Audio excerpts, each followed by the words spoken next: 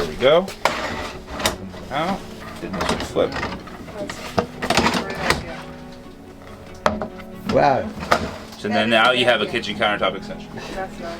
And it would lay flat, but you could also leave it like so to kind of like lounge and watch television right there. The bathroom. Stay right there. Oh my gosh, is this roomy? There's the shower. Big bathroom back there. Double sinks. As of right now, yes. Double sinks, very nice. And let's see if this is what I think it is. It is.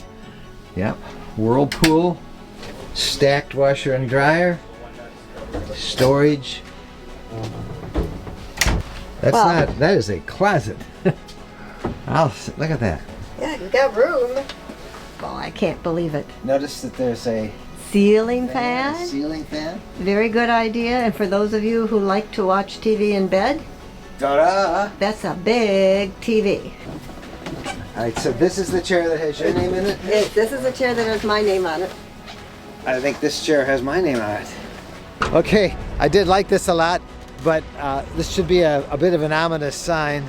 I asked the Winnebago rep what it sells for, and he says he can't tell me that you got to go talk to a salesman. So if they're not posting it and they won't tell you, it's out of our price range.